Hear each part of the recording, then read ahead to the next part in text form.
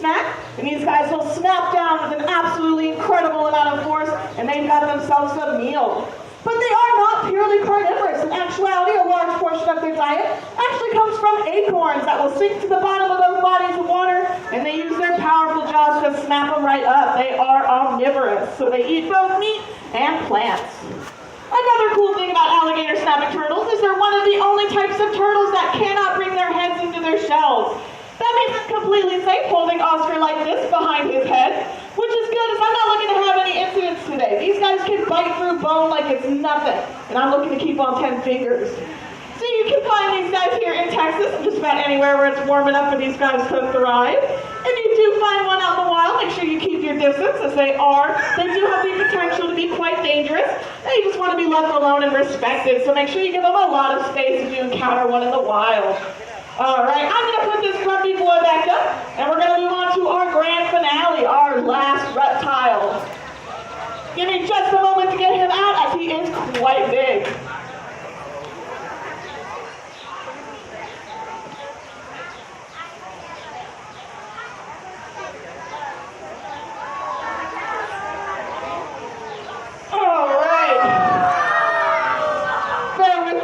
While I get this big boy situated up on stage. That's a big one. Make sure he's nice and comfortable up here. Huh? Starting to rain.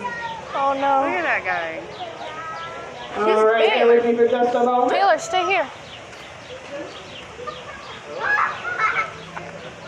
This baby is a all right, shelf. this here is Simon. And Simon is one of our albino Burmese pythons. And as big as Simon is actually still a baby. Simon's got a lot of growing left to do. He's about 9 feet long, but males of this species typically get to be between 16 to 19 feet in length, What? with females getting a little bit bigger, averaging in lengths of about 20 to 22 feet in length. The longest recorded Burmese python was actually a female who was about 24 feet long. And for reference, that's a snake whose head starts right here, whose body goes all the way past Simon, and whose tail ends right here at the end of the stage, an absolutely massive animal. But as big as Burmese pythons get, they're actually only the 4th largest species of snake, so there are 3 species that get bigger than these guys do. While our other reptiles can be found in Texas, these guys are actually a long way from home. They are originally from Southeast Asia. And when they're born, they spend a lot of their time up in the trees. And the only real time a Burmese python has to worry about predators is when they're just itty-bitty little babies. Once they get bigger, they can safely make their way down to the ground, where these guys like to live near permanent sources of water, as they are semi-aquatic and excellent swimmers. I'm sure you've noticed that Simon here doesn't do a whole lot of moving around. He's not very fast. He's not going to be winning any races anytime soon. And that's because similar to Oscar, Burmese pythons are also ambush hunters.